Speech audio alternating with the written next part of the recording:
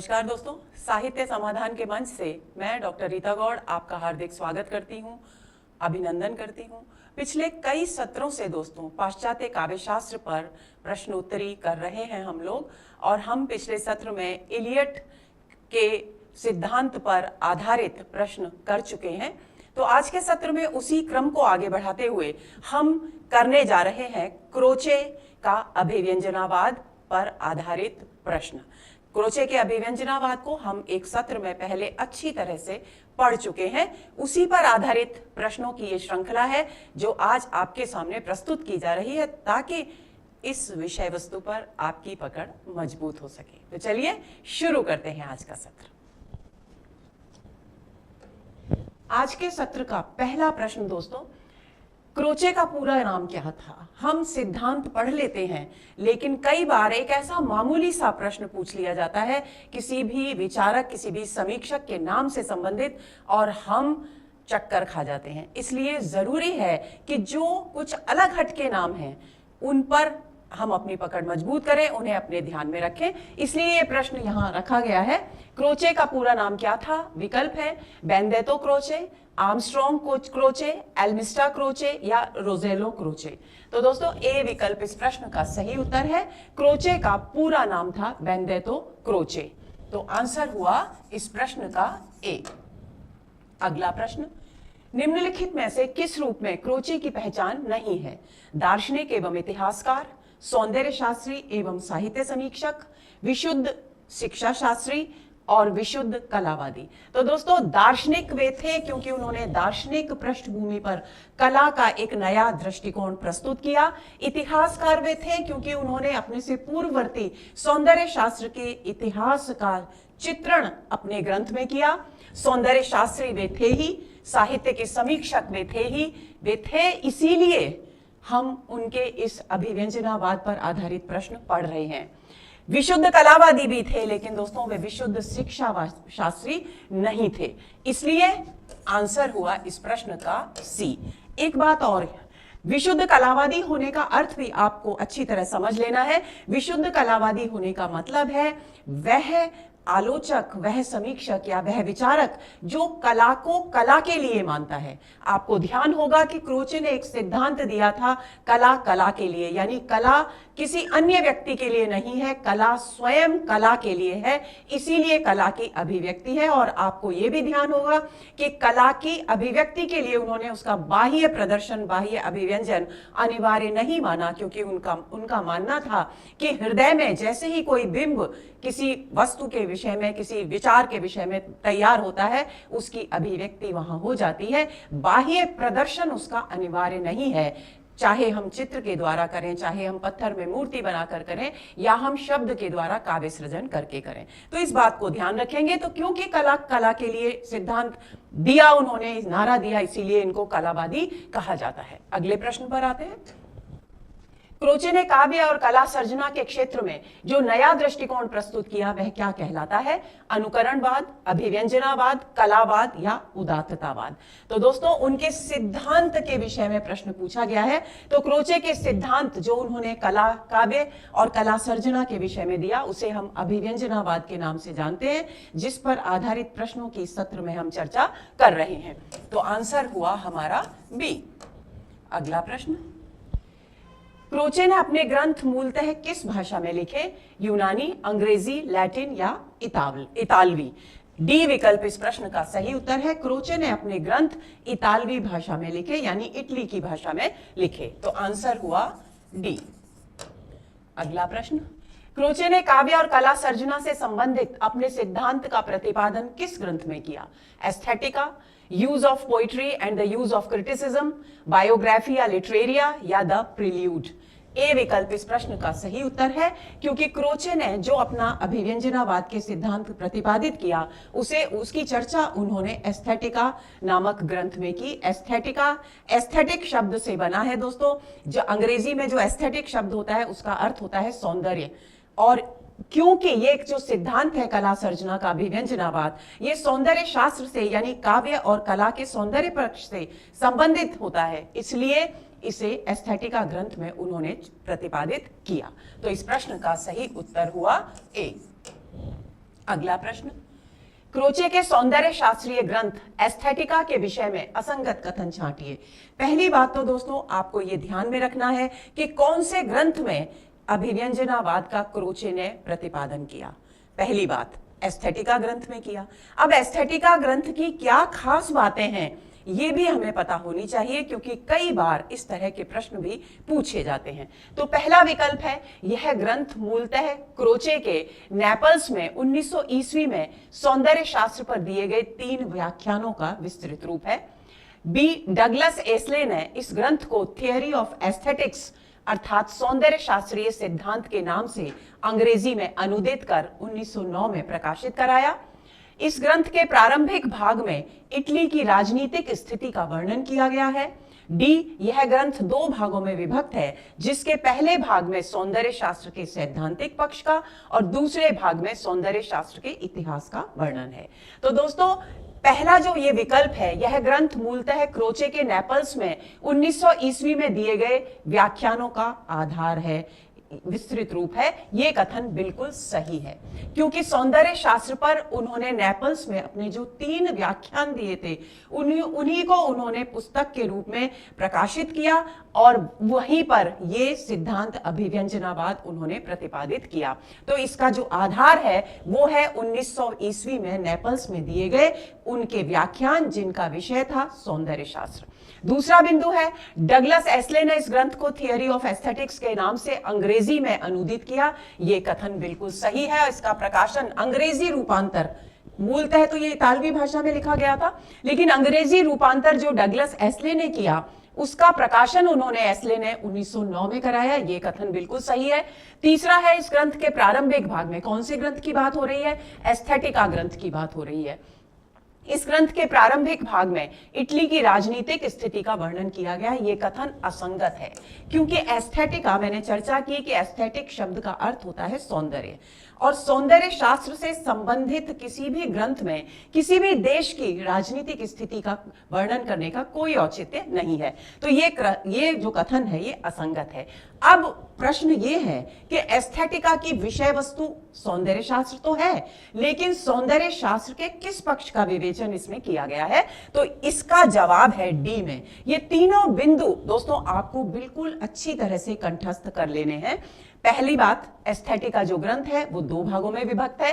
पहले भाग में सौंदर्य शास्त्र के सैद्धांतिक पक्ष का विवेचन है, यानी सौंदर्य शास्त्र का सिद्धांत क्या है उसका विवेचन है, और दूसरे भाग में सौंदर्य शास्त्र का इतिहास क्या है, यानी क्रोचे के सौंदर्य शास्त्र का सिद्धांत यानी अभिव्यंजनावाद का प्रतिपादन करने से पहले सौंदर्य शास्त्र के विषय में क्या ऐतिहासिक परंपरा रही उसका दूसरे भाग में वर्णन है, और पहले भाग में सौंदर्य शास्त्र के सिद्धांत का वर्णन किया गया है। इसे आपको भूलना नहीं है, क्योंकि इस बिंदु पर प्रश्न पूछा जा सकता है कि एस्थेटिका ग्रंथ की विषय वस्तु संबंधित है या एस्थेटिका ग्रंथ के पहले भाग में क्या है या एस्थेटिका ग्रंथ के दूसरे भाग में क्या है। तो आपको ये तीनों बिंदु अच्छी तरह से ध्यान में रखने हैं। तो इस प्रश्न का सही उत्तर हुआ सी। अगला प्रश्न, क्रोचे आदि आधुनिक चिंतकों ने कला कला के लिए का नारा बुलंद किया। साहित्य और कला पर नैतिकता का अति दबाव था। उक्त कथन के विषय में सत्य कथन कौन सा है? ए सही है किंतु आर गलत है। ए और आर दोनों सही है, परंतु आर ए की सही व्याख्या नहीं है। ए गलत है किंतु आर सही है, या फिर ए और आर दोनों सही हैं तथा आर ए की सही व्याख्या प्रस्तुत करता है। तो डी विकल्प इस प्रश्न का सही उत्तर है। इन कथनों को समझ लेंगे। हमने अभी पढ़ा दोस्तों एक प्रश्न में कि वे विशुद्ध कलावादी माने जाते हैं। कौन? क्रोचे। तो उन्होंने कौन सा सिद्धांत, कौन सा नारा दिया? कला कला के लिए का नारा बुलंद किया। इससे पहले जो कला का रूप था समाज में, उस पर नैतिकता, सामाजिक मर्यादाओं आदि का बहुत अधिक प्रभाव था, और क्रोचे ने महसूस किया कि इस नियंत्रण, इस अत्यधिक दबाव के कारण स्वच्छंद रूप से कला की अभिव्यक्ति नहीं हो पा रही है। इसलिए उन्होंने कला कला के लिए का नारा दिया। किसके कारण दिया? नैतिकता के अति दबाव के कारण। तो यानी दोनों कथन सही हैं और आर ए की सही व्याख्या प्रस्तुत करता है। तो डी विकल्प इस प्रश्न का सही उत्तर है। आंसर हुआ डी। अगला प्रश्न, कला कला के लिए का नारा बुलंद करने वाले क्रोचे आदि आधुनिक चिंतकों को अभिव्यंजनावादी कहा गया। क्यों? क्यों कहा गया अभिव्यंजनावादी? कला कला के लिए नारा उन्होंने दिया, तो इसका अभिव्यंजना से क्या संबंध है? इस पर यह प्रश्न है जो आपको अभिव्यंजनावाद के सिद्धांत को समझने में सहायता देगा। ए, इन्होंने कमजोर अभिव्यक्ति का बहिष्कार किया। बी, इन्होंने व्यक्तिगत भावना और आत्माभिव्यक्ति पर बल दिया। सी, इन्होंने भाषा को साहित्य में सर्वोच्च स्थान पर रखा। डी, इन्होंने अलंकारों के प्रयोग को काव्य के लिए अनिवार्य माना। अब इन चार विकल्पों में से कौन सा ऐसा कारण है कि इस नारे के कारण इन सभी आधुनिक चिंतकों को अभिव्यंजनावादी कहा गया? तो दोस्तों, इसका सही उत्तर है इन्होंने व्यक्तिगत भावना और आत्माभिव्यक्ति पर बल दिया। इस बात को समझ लेंगे क्योंकि क्रोचे से पहले की जो परंपरा थी वो क्या थी? क्रोचे से पहले की परंपरा थी, अभी हमने एक प्रश्न में पढ़ा कि सामाजिक मर्यादाओं और नैतिक मान्यताओं का बहुत अधिक दबाव था कला और साहित्य पर। उसके कारण कला में, साहित्य में अपने विचारों की, जो कलाकार थे, जो सर्जक थे, वे स्वतंत्र, स्वच्छंद यानी सही अभिव्यक्ति नहीं कर पा रहे थे। और जब तक कोई कलाकार अपने विचारों की गहनतम स्वतंत्र अभिव्यक्ति नहीं करता, तब तक वो उस आनंदानुभूति से वंचित रह जाता है जो कला के सृजन के बाद उसे मिलने वाली है। तो उस अति दबाव के कारण उन्होंने ये नारा दिया था कला कला के लिए। और अभिव्यंजनावादी क्यों? क्योंकि उनका मूल बात क्या थी कि व्यक्तिगत भावना और आत्माभिव्यक्ति कला में महत्वपूर्ण है। यही कारण है कि क्रोचे ने माना कि जब हम किसी भी घटना, किसी भी परिवेश के दृश्य को देखकर अपने हृदय में उसकी अनुभूति प्राप्त करते हैं और वो अनुभूतियां अन्य अनुभूतियों के साथ मिलकर एक बिंब बना लेती हैं, और जैसे ही कविता हृदय में निर्मित होती है वैसे ही उसकी अभिव्यक्ति हो जाती है। यानी अभिव्यक्ति के लिए कलम कागज पर लिखना जरूरी नहीं है, यानी बाह्य अभिव्यक्ति जरूरी नहीं है। इस बात पर उन्होंने बल दिया और उनका जो ये अभिव्यंजनावाद है उसका आधार यही बिंदु है। तो आंसर हुआ हमारा बी। अगला प्रश्न, निम्नलिखित में से कौन क्रोचे की विचारधारा के समर्थक थे? पिरेंडेलो, बॉडलेयर, व्हिसलर, ऑस्कर वाइल्ड, गेटे या उपर्युक्त सभी? तो दोस्तों, डी विकल्प इस प्रश्न का सही उत्तर है। इन सभी विद्वानों के, समीक्षकों के, विचारकों के नाम आप कंठस्थ कर लेंगे क्योंकि ये सब कला कला के लिए जो सिद्धांत, जो नारा दिया क्रोचे ने, उसके समर्थक थे। कौन थे? पिरेंडेलो, बॉडलेयर, व्हिसलर, ऑस्कर वाइल्ड और गेटे। इन पांचों आचार्यों को उनका समर्थक माना गया है। तो इस प्रश्न का सही उत्तर हुआ डी। अगला प्रश्न, क्रोचे ने कला सृजन को किस रूप में स्वीकार किया? समाज की नैतिक कुंजी के रूप में, एक आत्मिक प्रक्रिया के रूप में जिसके बाह्य प्रकाशन की कोई अनिवार्यता नहीं, सी, विश्लेषण परक चिंतन की अभिव्यक्ति के रूप में जो स्थिति के पक्ष और विपक्ष को उद्घाटित करे, डी, एक ऐसी बाह्य प्रक्रिया के रूप में जो परिवेश और परिस्थितियों से जन्म लेकर यहीं समर्पित हो जाती है। तो आपको एक बात क्रोचे के अभिव्यंजनावाद के विषय में बहुत अच्छी तरह ध्यान में रखनी है। उस बात को यदि आप ध्यान रखेंगे तो क्रोचे के सिद्धांत से संबंधित कोई प्रश्न आपका गलत नहीं होगा। पहली बात, क्रोचे ने बाह्य अभिव्यक्ति का विरोध किया, उसे अनिवार्य नहीं माना। यानी उनकी दृष्टि में क्या महत्वपूर्ण था? आत्माभिव्यक्ति। तो अब हम इस बात को ध्यान में रखकर अगर विकल्प चुनेंगे, सही उत्तर चुनेंगे, तो कौन सा उत्तर सही होगा? बी विकल्प सही होगा कि उन्होंने एकात्मिक प्रक्रिया के रूप में कला सृजन को स्वीकार किया जिसके बाह्य प्रकाशन की कोई अनिवार्यता नहीं है। प्रकाशित हो जाए, बाह्य प्रकाशन हो जाए तो भी ठीक, और ना हो तो भी ठीक, क्योंकि उनके अनुसार अभिव्यक्ति तो उसी समय हो चुकी जब हृदय में कोई भी कविता या किसी कलाकृति ने आकार ग्रहण किया। तो आंसर हुआ बी। अगला प्रश्न, क्रोचे की विचारधारा पर किस दार्शनिक का प्रभाव था? हीगेल, कांट, स्पेंसर या सिसरो? ए विकल्प इस प्रश्न का सही उत्तर है। उनकी विचारधारा पर कौन से दार्शनिक का प्रभाव माना गया है? हीगेल का प्रभाव माना गया है। तो इस प्रश्न का सही उत्तर होगा ए। और आपको एक बार फिर याद दिला दूं, इलियट की विचारधारा पर किसका था? बेंथम और मिल के उपयोगितावादी सिद्धांत का प्रभाव था। तो ये बात आपको ध्यान में रखनी है। आगे चले, क्रोचे ने किसे अभिव्यंजना माना? सशक्त भाषा को, ज्ञान की अभिव्यक्ति को, सहजानुभूति या प्रातिभ ज्ञान को, या बुद्धिवादी चिंतन को? तो दोस्तों, भाषा बाह्य अभिव्यक्ति का माध्यम है, ज्ञान भाषा से बनता है, और बुद्धिवाद भी बाह्य अभिव्यक्ति है, बाह्य अध्ययन है। तो सी विकल्प इस प्रश्न का सही उत्तर है, क्योंकि क्रोचे के विषय में हमको आंतरिक अभिव्यक्ति को ध्यान में रखना है। तो इस प्रश्न का सही उत्तर हुआ सी। अगला प्रश्न, निम्न में से कौन सा कथन क्रोचे के अभिव्यंजनावाद से संबंधित नहीं है? क्रोचे ने आत्मा की दो क्रियाएं मानी, ज्ञानात्मक, सैद्धांतिक या विचारात्मक क्रिया और व्यावहारिक क्रिया। क्रोचे ने ज्ञानात्मक क्रिया के दो रूप माने, तर्क ज्ञान और स्वयं प्रकाश ज्ञान। क्रोचे ने व्यावहारिक क्रिया के भी दो रूप माने, आर्थिक तथा निजी योगक्षेम से संबंध ज्ञान और नैतिक क्रिया। क्रोचे का विचार था कि कला का सीधा संबंध नैतिक मूल्यों की स्थापना से होना चाहिए। तो दोस्तों, क्या पूछा गया है? क्रोचे के अभिव्यंजनावाद से कौन सा कथन संबंधित नहीं है? तो ए, बी और सी ये तीनों क्रोचे के अभिव्यंजनावाद से संबंधित है। डी विकल्प अभिव्यंजनावाद से संबंधित नहीं है। क्यों नहीं है? क्योंकि यहां कहा गया है कि कला का सीधा संबंध नैतिक मूल्यों की स्थापना से होना चाहिए, जबकि क्रोचे ने जब कला कला के लिए का नारा दिया था, तब उन्होंने ये महसूस करके ही ये नारा बुलंद किया था कि उनके समय से पहले कला और साहित्य पर नैतिकता का अत्यधिक दबाव था, जिसके कारण कलात्मकता या रचनात्मकता कुंठित हो रही थी, उसकी अभिव्यक्ति अच्छी नहीं हो पा रही थी। तो उन्होंने नैतिक मूल्यों की स्थापना से अपना नाता तोड़ लिया। इसलिए डी विकल्प इस प्रश्न का सही उत्तर है। यह कथन क्रोचे के अभिव्यंजनावाद से संबंधित नहीं है।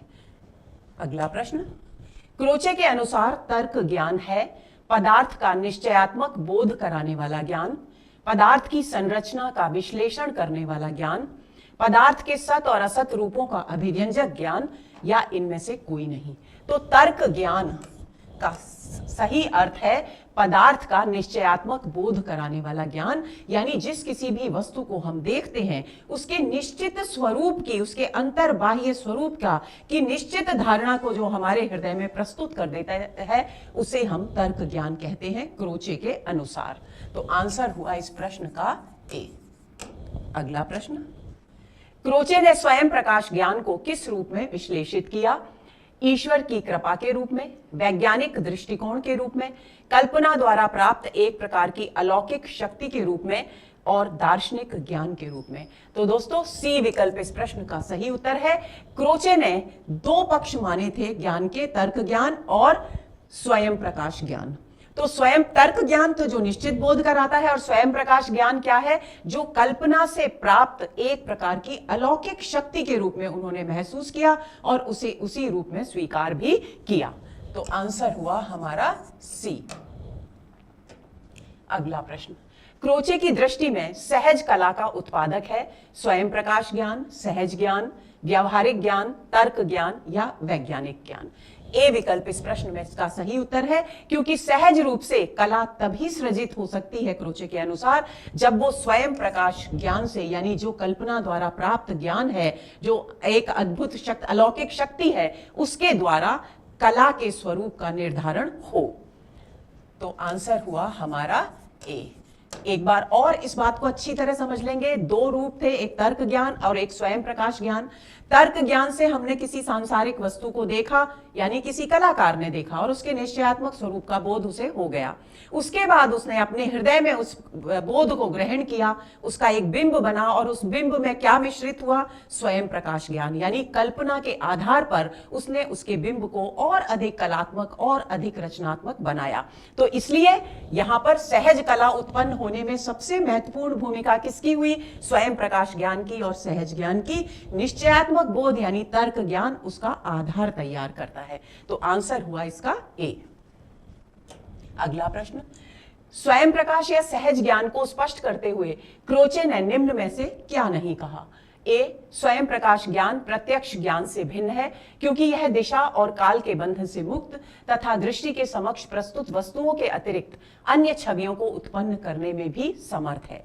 बी, स्वयं प्रकाश ज्ञान गहन बौद्धिक एवं चिंतन प्रक्रिया से ही प्राप्त किया जा सकता है। सी, स्वयं प्रकाश ज्ञान संवेदन से भिन्न है क्योंकि वे अस्थिर और अरूप होते हैं। डी, संवेदन किसी समुचित निश्चित बिंब की सृष्टि कर लेने पर ही स्वयं प्रकाश बन पाते हैं। तो दोस्तों देखिए, ए विकल्पों पर ध्यान देते हैं। स्वयं प्रकाश ज्ञान प्रत्यक्ष ज्ञान से भिन्न है। प्रत्यक्ष ज्ञान कौन सा था? जो तर्क ज्ञान है, जो वस्तु का, पदार्थ का हमें निश्चित बोध कराता है। हम सामने देखते हैं वस्तु को और उसके विषय में जानकारी हमें होती है। तो ये तो स्वयं प्रकाश तर्क ज्ञान था। स्वयं प्रकाश ज्ञान इससे भिन्न है। क्यों भिन्न है? क्योंकि ये काल के बंधन से मुक्त है। ये दृष्टि के समक्ष वस्तुएं जो दिखाई देती हैं हमको, यानी तर्क ज्ञान से जो वस्तुओं का निश्चित स्वरूप प्राप्त होता है, उसके अतिरिक्त कल्पना के सहयोग से उन अन्य छवियों को भी कभी अपने आंखों के सामने साकार कर लेता है जो वास्तविक जगत में उसे दिखाई नहीं देती। इसलिए स्वयं प्रकाश ज्ञान प्रत्यक्ष ज्ञान से भिन्न है। ये बात क्रोचे ने कही, यानी ये सत्य कथन है।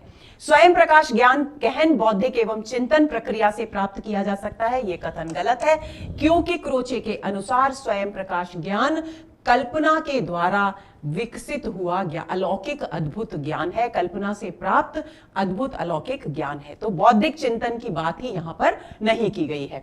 स्वयं प्रकाश ज्ञान संवेदन से भिन्न है। संवेदन यानी विभिन्न परिवेश की विभिन्न स्थितियों को देखकर हमारे मन में जो मनोभाव तरह तरह के उत्पन्न होते रहते हैं, उनसे अलग है। ये बात क्रोचे ने कही।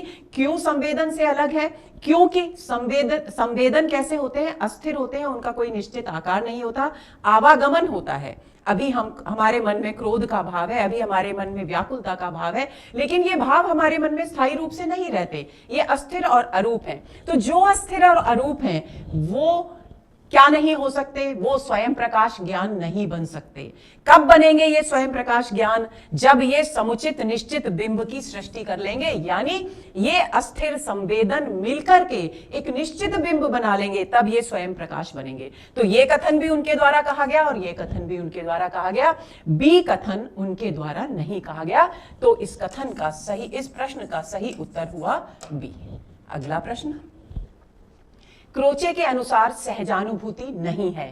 आंतरिक अभिव्यंजना, प्रभावों की सक्रिय अभिव्यंजना, कलाकृति का अंतर्मन में पूर्ण प्रत्यक्षीकरण कराने की प्रक्रिया, एक गहन बौद्धिक प्रक्रिया जो वस्तु के समग्र स्वरूप को कला के समक्ष प्रस्तुत कर देती है। तो दोस्तों प्रश्न पर एक बार ध्यान देंगे।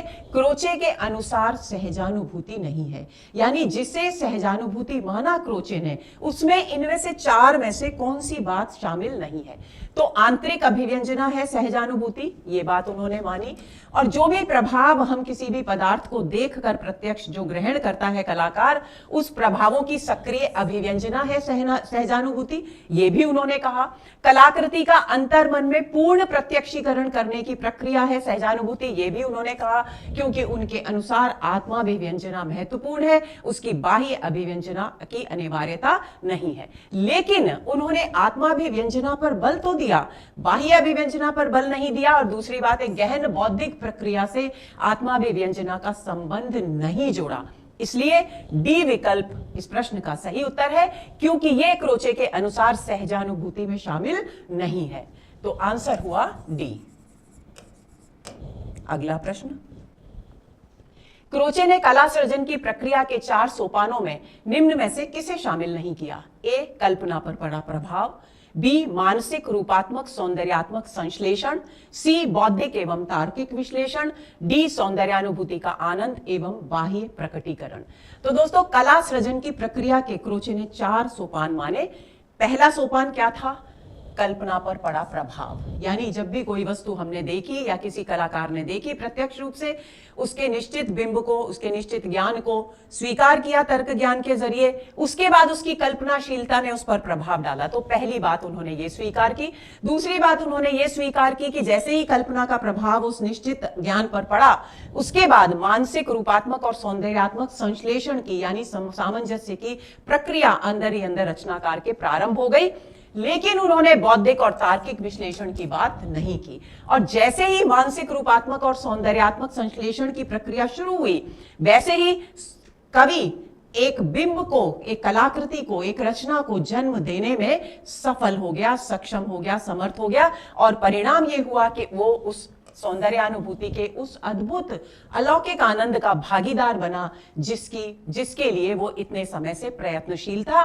और फिर सौंदर्यानुभूति का आनंद तो हो गया, उसके बाद बाह्य प्रकटीकरण को भी उन्होंने एक सोपान मान लिया, क्योंकि बाह्य प्रकटीकरण को वो अनिवार्य नहीं मानते, लेकिन उसका वो पूरी तरह से निषेध भी नहीं करते। तो इस प्रश्न का सही उत्तर होगा सी। अगला प्रश्न, क्रोचे के अभिव्यंजनावाद पर निम्न में से कौन सा आक्षेप नहीं लगाया गया। आपको ध्यान होगा कि एक ऐसे समाज में दोस्तों जहां नैतिक मर्यादाएं समाज पर हावी हो रही हों, ऐसे समय में एक रचनाकार, एक साहित्यकार स्वतंत्र रूप से आत्माभिव्यक्ति नहीं कर सकता। तो इसलिए जब क्रोचे ने अभिव्यंजनावाद यानी कला के लिए का नारा दिया, तो उन पर अनेक आक्षेप उस समय के आलोचकों ने लगाए। अब उन आक्षेपों से संबंधित प्रश्न है कि ऐसा कौन सा आक्षेप है जो उन पर नहीं लगाया गया। पहला, ये समाज के लिए घातक है। दूसरा, अभिव्यंजना को आंतरिक प्रक्रिया मानने पर कोई भी व्यक्ति कलाकार होने का दावा कर सकता है। सी, अभिव्यंजना यदि मानसिक है तो उसका परीक्षण नहीं हो सकता। डी, कला का अस्तित्व यदि कलाकार के कलम या तूलिका या छैनी पकड़ने से पूर्व तक ही है तो यह धारणा आम व्यक्ति के लिए भ्रमपूर्ण है। तो दोस्तों, ए विकल्प एक ऐसा कथन है जो आक्षेप क्रोचे के अभिव्यंजनावाद पर नहीं लगाया गया। शेष बी, सी और डी ये तीनों आरोप को क्रोचे के अभिव्यंजनावाद पर लगाए गए। एक एक पर बात करते हैं। बी क्या है? अभिव्यंजनावाद को आंतरिक प्रक्रिया माना, क्योंकि क्रोचे आत्माभिव्यक्ति पर बल देते थे, तो आरोप लगाया गया कि यदि कोई भी कलाकृति आंतरिक प्रक्रिया है, अभिव्यंजना आंतरिक प्रक्रिया है, उसकी बाह्य अभिव्यक्ति की आवश्यकता ही नहीं है, तो कोई भी व्यक्ति कहेगा मैं कलाकार हूं, क्योंकि उसकी जो आंतरिक प्रक्रिया है उसका साक्षात दर्शन तो हम किसी को हो ही नहीं रहा है। तो ऐसी स्थिति में पहला एक आरोप उन पर यह लगा। दूसरी बात, उन पर यह आरोप लगाया गया कि यदि अभिव्यंजना को मानसिक यानी आंतरिक ही मान लिया जाए तो फिर उसका मूल्यांकन कैसे होगा, उसका परीक्षण नहीं किया जा सकता। यह दूसरा आरोप लगा। तीसरा आरोप यह लगा कि कला का अस्तित्व यदि कलाकार की कलम या तूलिका या छैनी पकड़ने से पूर्व तक ही है, यानी कला केवल बाह्य अभिव्यक्ति से पहले तक ही अभिव्यक्त हो जाती है, उस तक ही है, तो यह धारणा एक आम आदमी के लिए जो कलाकार या रचना प्रक्रिया को नहीं समझता है, जो सृजन की बारीकी को नहीं समझता है, उसके लिए यह भ्रमपूर्ण हो सकती है। तो ये तीनों आरोप लगाए गए, लेकिन ए आरोप जो है कि यह समाज के लिए घातक है, ऐसा कोई आक्षेप, कोई आरोप क्रोचे के अभिव्यंजनावाद पर नहीं लगाया गया। तो आंसर हुआ ए।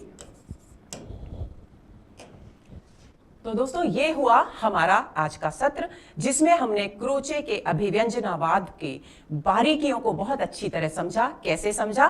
प्रश्नों के जरिए समझा। उम्मीद करती हूं कि ये सत्र आपके लिए बहुत अधिक बोधगम्य और क्रोचे के अभिव्यंजनावाद को सरल कर देने वाला रहा होगा। अगले सत्र के इंतजार में रहिए। नमस्कार।